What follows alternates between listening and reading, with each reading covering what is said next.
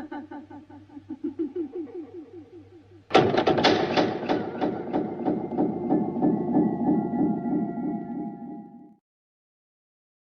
Wine brings you Basil Rathbone and Nigel Bruce in the new adventures of Sherlock Holmes.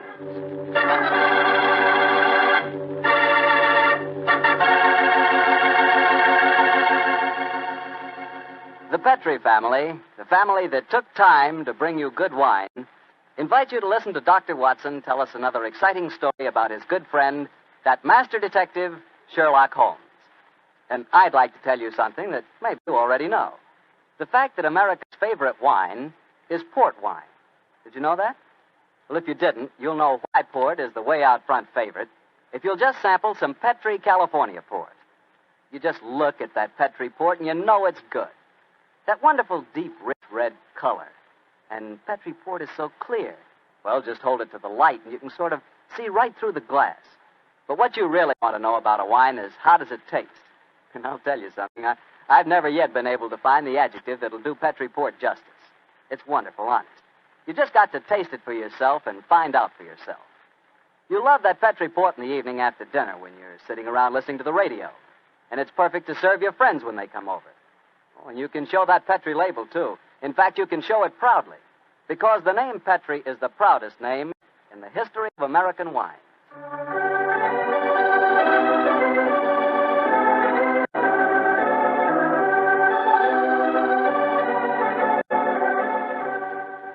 And now I'm sure our old friend Dr. Watson's ready for us, so let's go in and join him. Come in. Good evening, Mr. Bartow. Good evening, Doctor. Well, the puppies seem very happy tonight. Yeah, tonight, yes, but you should have seen them this afternoon. I doubt if there were two more frightened little dogs in the whole of California. Come on, Winnie, now you control yourself. What happened, Doctor? Well, I took them for a walk on the beach. As we were scrambling round a rocky point, a seal popped his head up in the water quite close to us. What'd the puppies do? Oh, both of them barked at it furiously. And the seal? Blew a few bubbles and then barked right back. I don't know what the world's speed record is for short-legged dogs, but I'm sure they broke it. You know, Doctor, I'll have to join you on one of those afternoon strolls of yours. You always seem to be having such exciting adventures. Oh, and talking of that, how's about tonight's new Sherlock Holmes adventure? Well, I'm all ready for you, my boy. In fact, I was looking over my notes on the case just before you arrived. This is another story in which Sherlock Holmes' elder brother, Mycroft, played an important part. Mycroft Holmes was 7 years older than Sherlock, and some said it is superior in powers of observation and deduction.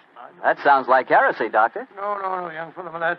Holmes himself was the first to admit it. In fact, if it hadn't been for his incurable laziness, Mycroft would have been a formidable rival to his younger brother. However, Mycroft did hold a position of considerable importance at the Foreign Office, and it was there that tonight's story begins. It was in the winter of 1899, and Mycroft Holmes, after a gourmet's lunch, was reclining full length on a leather settee. His eyes were closed, his hands were folded across his stomach, and his breath came rhythmically. A cynic would have declared that Mycroft Holmes was taking an after-luncheon snooze.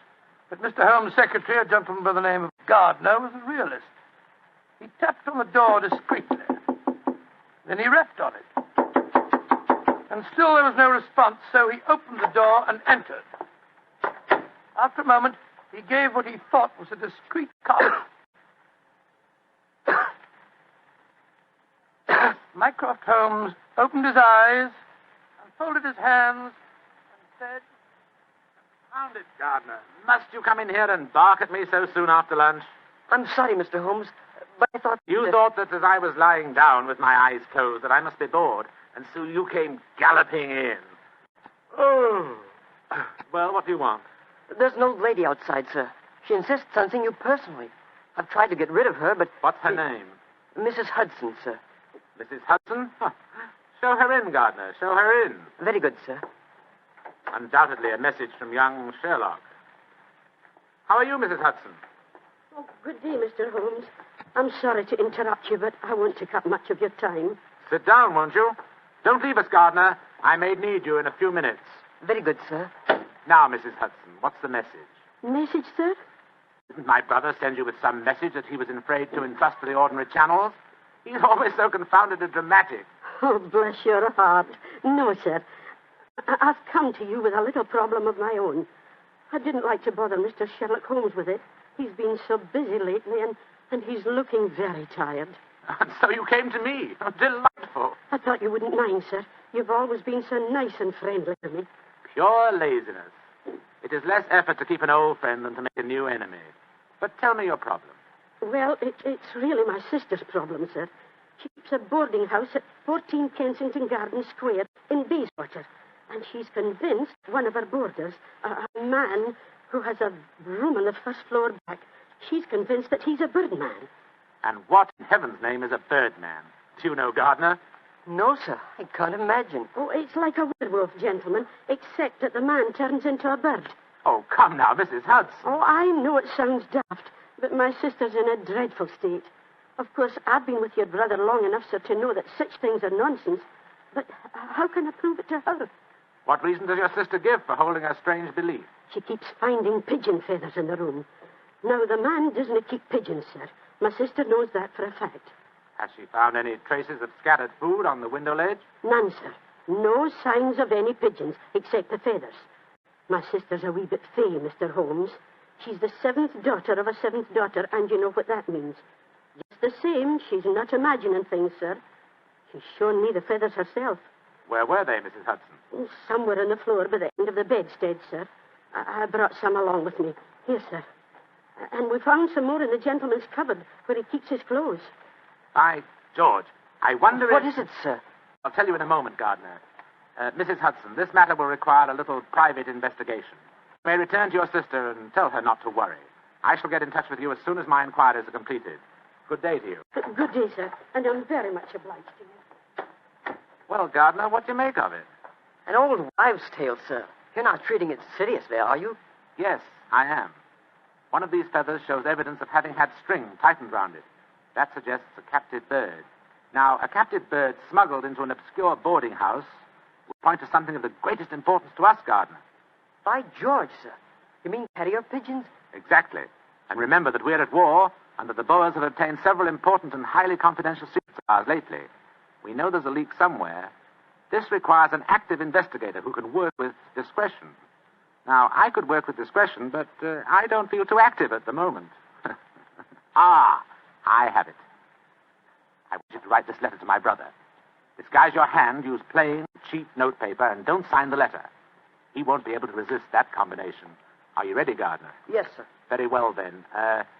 My dear Mr. Sherlock Holmes, we know of your proposed investigation of the tenant in the first floor back at 14 Kensington Gardens Square. We warn you, as you value your life, keep away from the...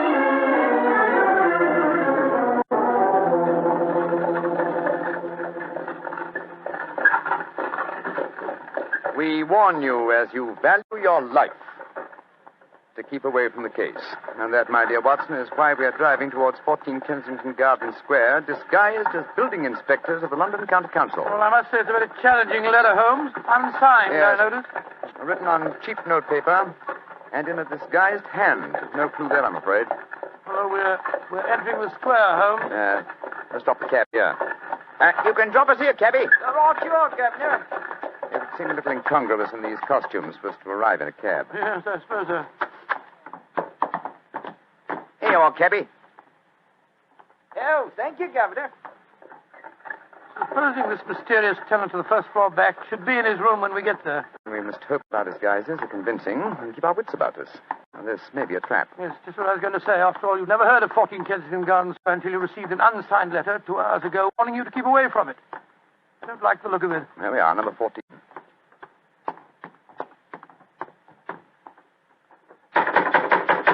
I suggest that you let me do most of the talking. Good Lord, yes. My Cockney accent doesn't compare with yours. Who do you want to see? We're from the London County Council, we are. We've had complaints about a leaky gas jet in the first floor back. Oh, that's Mr. Green's room. He ain't home. That don't matter, my dear. We'll go up and take a look. Come on, Bertie. Right, you are, Alfie. Want me to show you the way? The missus is out shopping. No, thanks, dearie. Me and Bertie can't get lost, can we, Bertie? No, of course we can't. Of course we can't. Oh, look at him laughing. Come on, Bertie. Oh, I do like to be beside the seaside. Oh, I do like to be beside the sea. Tilly-um-pa-pum-pum, tilly-um-pa-pum-pa-pum. Nice house, Bertie, ain't it? Yes, Elf. Nice as can be, this house. Oh, I do like to be beside us. Inside there. I do like to be beside us. Here we are. First floor back. Better make sure the bloke ain't home. Oh, I do like to be beside us. No, he ain't home, Alfie. Huh? No, well, all right. Let's go in. Oh. So this is the mysterious room, eh? Well, it looks perfectly ordinary, doesn't it? Yes, a pressing example of the squalor of boarding house life. Hello. What's this on the bedspread? Feathers. Must have come out of the pillow. No. These are pigeon's feathers, old chap. And look here, Watson. Attached to the bed rail. No, that's only a piece of string. String, yes, but with a small metal ring on the end. A ring such as is used to place around a homing pigeon's leg. But why should someone keep carrier pigeons in an obscure boarding house like this? Yes, why indeed, why indeed? The answer could be that the tenant of this room is engaged in some sinister activity that requires the use of carrier pigeons in sending messages. Yes, there's no evidence of the birds being kept here. That's true, old fellow, that's true. Possibly the owner of this room is given a pigeon by one of his superiors, brings it here, affixes his message, and releases the bird. But why couldn't he just take the message to where they keep the birds? Well, in that way, he would run the risk of being picked up with dangerous and incriminating messages on him. What kind of skullduggery involves the use of carrier pigeons, you suppose? We're at war with the Boers in South Africa, Watson. What could be more logical than that a spy in their pay should be using this method to smuggle important information out of the country? By Jove, yes, Holmes. I wouldn't mind being... Somebody coming. Look out. Who are you? What the devil do you think you're doing in my room? Well, my name's Bertram, and I come here to look at your gas pipes. Don't lie to me. Who are you? It's like I say, Governor, my name's Bertram, and I come from the London County Council. Very well, then. If you won't tell me the truth, perhaps this revolver will make you change your Look mind. here, Governor, look here, Governor. Grab his revolver, Watson. Yes, right. Holmes, where were you? I slipped behind the doors. This gentleman opened it. Yeah, me, sir. Your overcoat coat seems extraordinarily well filled with chest, doesn't it? Why not slip it off? Yeah. It's a bit warm in here. Let me alone. So you were right, Holmes. He had a pigeon under his coat. Yes. See if you can catch the bird, will you, old chap? All right, here. Come on, Pidgey. Pidgey, come on, little fella. Come along, Pidgey. There he comes. That's it. Look at the little fella. Snuggled up on my arm. Friendly little fellow, isn't he? Yes, Look out, Watson. The gentleman's revolver. He's Yes, going after and it. when I get it, I'll... A beautiful uppercut, Holmes. I'm afraid he'll be unable to talk to us for some time. How fortunate he told us where the message was hidden before we indulged in this little set, What do you too. mean? He didn't say anything about a message? No, not verbally, but I was watching his reflection in the mirror as he entered the room. His eyes first glanced at this top drawer on the dresser here to see if we touched it. It was obviously the most important spot in the room. Let's see. Here we are. A message already rolled up and in its container. Oh? What does it say, Holmes? It's in code, which is not surprising, but I don't think it will be very difficult to decipher. Yes, and when you've done that? Then, my dear fellow, I shall compose a code message of my own and persuade this pigeon to lead us to its master.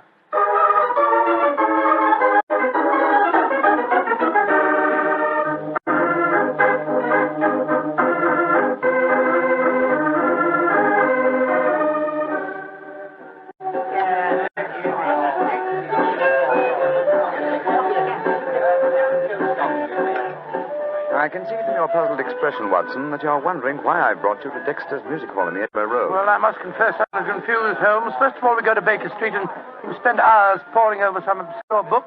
Then you write out a message, attach it to a pigeon, and let it loose. Now you bring me here. I hate to question you when you're working, but I should be glad if you'd give me some idea of what's going on. Of course, old chap. At times I must seem confoundedly mysterious, I'm sure. Here's the situation. The obscure book I was studying was the table of ciphers. I was trying to decode the message we found in the room on the first floor Well, back. obviously you succeeded, or we wouldn't be here. Yes, the key word was Louis Botha, the name of the Boer leader. The message was a report on the number of troops now in training at Aldershot. Then you were right. We're mixed up with a ring of enemy agents. Obviously, old chap. So I kept the original message and composed another using the same code and dispatched it by carrier pigeon. Well, what did you say in your message? Meet me tonight, 8 o'clock, table number 3 at Dexter's Music Hall. What made you choose this place as a rendezvous? Well, I happen to know that it's a common meeting place for world characters.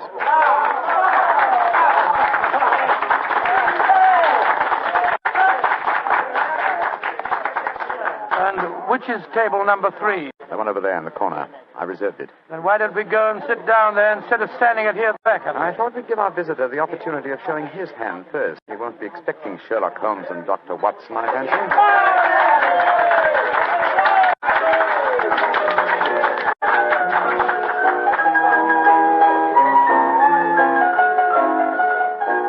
Good Lord, look at this woman coming on to sing. You ever see so many fellas? I'm not allowed to have a beau, except upon the line. So yesterday he came and took me walking through the Holmes, look. A man just sitting down at table number 3. Look. It's Sid Trimble. Sid Trimble, who's he? A dangerous criminal who once worked for the Moriarty gang. We've caught a prize pigeon, Watson. Better have your revolver handy, old chap. Undoubtedly he'll recognize it. Right you are, Holmes. Come on, then. Out in the clover, they trample it this morning. Go and drive them Maggie to the old. I'm so glad you're able to keep your appointment, sir. Sherlock Holmes.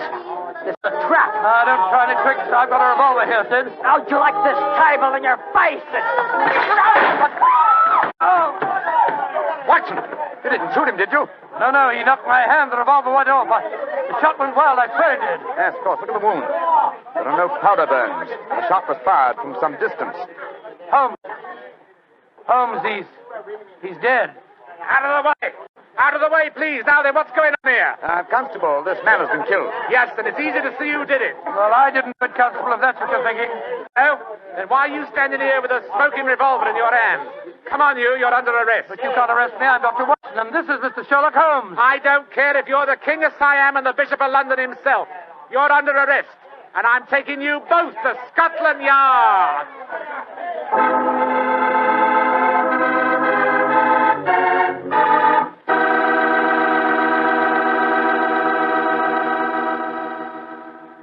You'll hear the rest of Dr. Watson's story in just a second.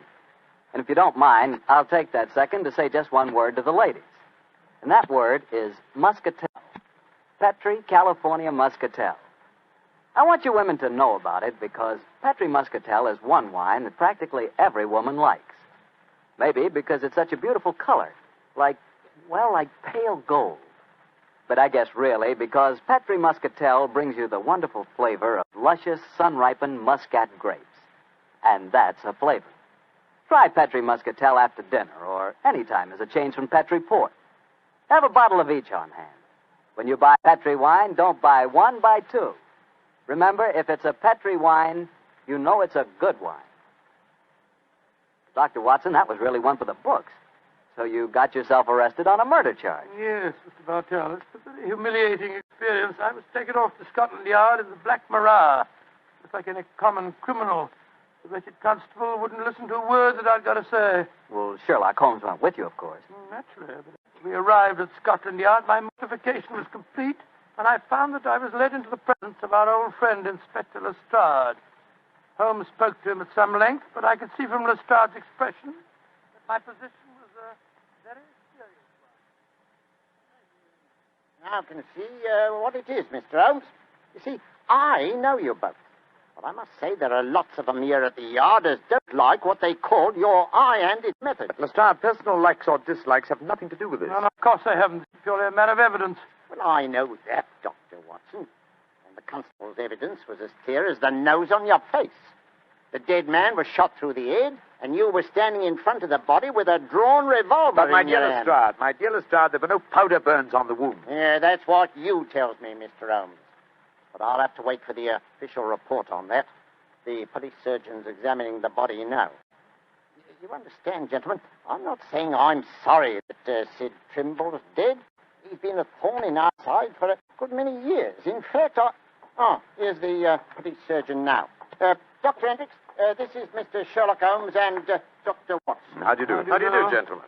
I'm a great admirer of you both, and I'm sorry to see you in such a very unfortunate plight. Thank you, Doctor. Thank you. What were your findings, Dr. Hendricks? Well, I just extracted the bullet, Lestrade, and I'm very much afraid it's the same make and caliber as the one missing from Dr. Watson's revolver. Yes, but that doesn't prove that I fired the fatal shot. A .45 Colt's a very common weapon, Doctor. It proves nothing. Dr. Hendricks, as I was just saying to Inspector Lestrade before you came in, the only facts that show my friend guilty would be powder burns on the wound, thereby proving that the bullet had been fired from close range. I entirely agree with you, Mr. Holmes. Then, as there were no powder burns on the... But there are powder burns, Mr. Holmes. What? Very distinct ones, too. Lord, I don't understand, Holmes. I'm sorry, gentlemen, to be the bearer of bad tidings, but I have my duties to perform. Yes, and I'm sorry, too, Dr. Watson. Huh? I'm afraid I'm not going to be able to let you leave here. Of course. You must consider yourself under arrest.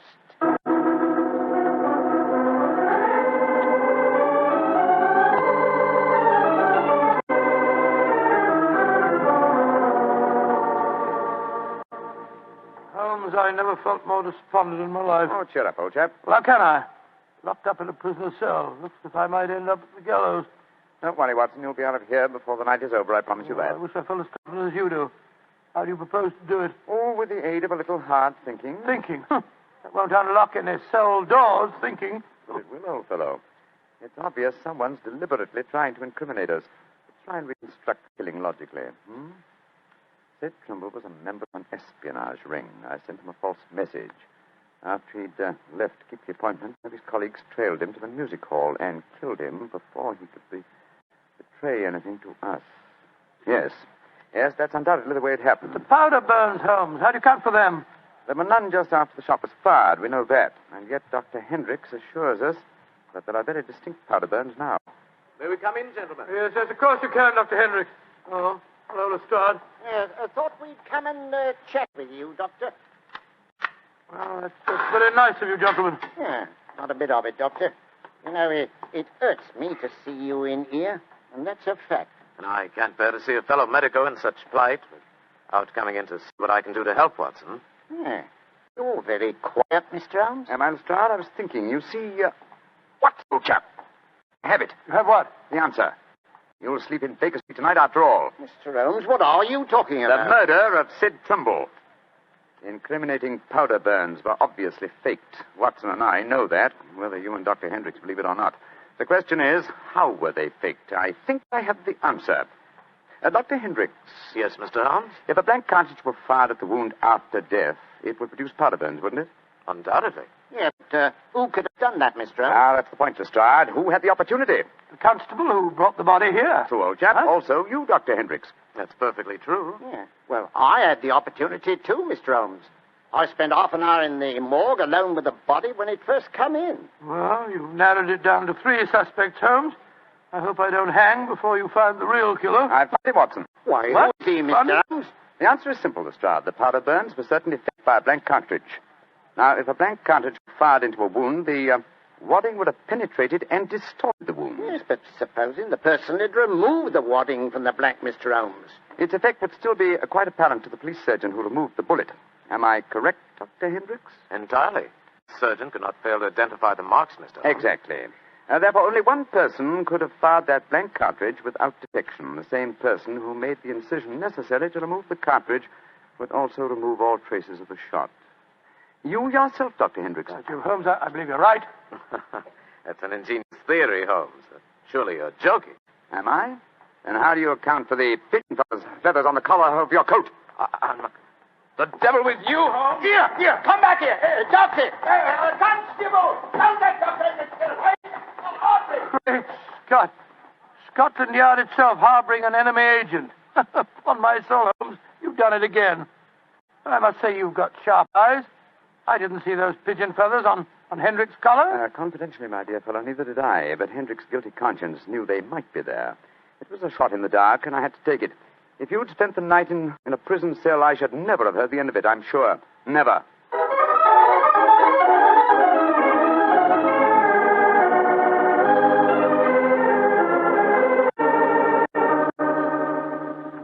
I want to see Mr. Mycroft Holmes, please. Follow me, Mrs. Hudson. He's expecting you. Aye, sir. Ah, there you are, Mrs. Hudson. Come and sit down. Oh, thank you, sir.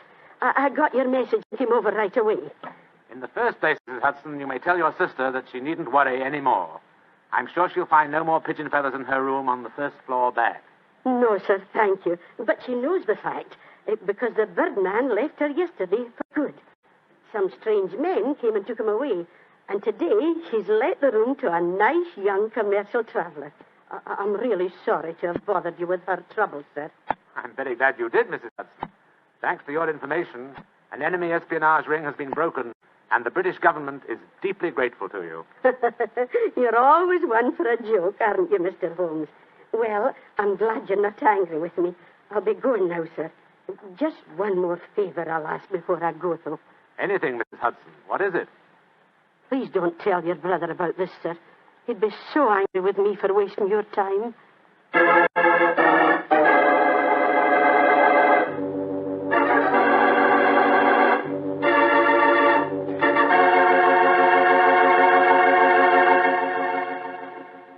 Well, Doctor, that was really a swell story tonight.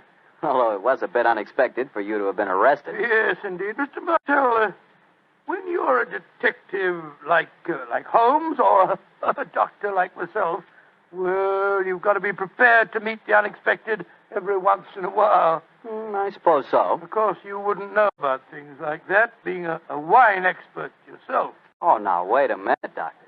From the way you talk, you'd think I spent every waking moment in a nice, cool wine cellar, tasting wine from morning till night. Well, don't you? Oh, now, Doctor, I'm no more a wine expert than you are. All I know about wine is that it either tastes good or it doesn't. And I know that Petri wine does taste good. And that's because the Petri family took time to make good wine. Generations of time. Why, the Petri family's been making wine ever since they started the Petri business way back in the 1800s. And since the business has always been family-owned and operated, they've been able to hand on down from father to son, all they've ever learned about the fine art of turning luscious, sun-ripened grapes into fragrant, delicious wine. And they've learned plenty. So no matter what type of wine you want, for any occasion, you can't go wrong with a Petri wine because Petri took time to bring you good wine. Well, Dr. Watson, what story do you have lined up for us next week? Well, now, next week, Mr. Bartell, I'm going to tell you a weird adventure that Sherlock Holmes and I had in the East End of London. It concerns a most unusual stage play, a badly frightened actor, and a blood-stained razor. I call it The Strange Case of the Demon Barber.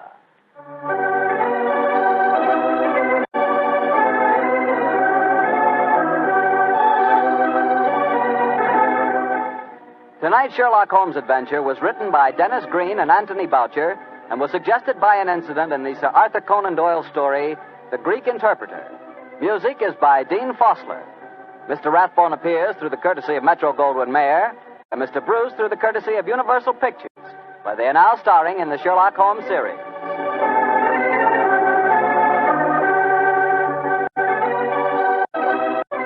The Petri Wine Company of San Francisco, California, invites you to tune in again next week, same time, same station.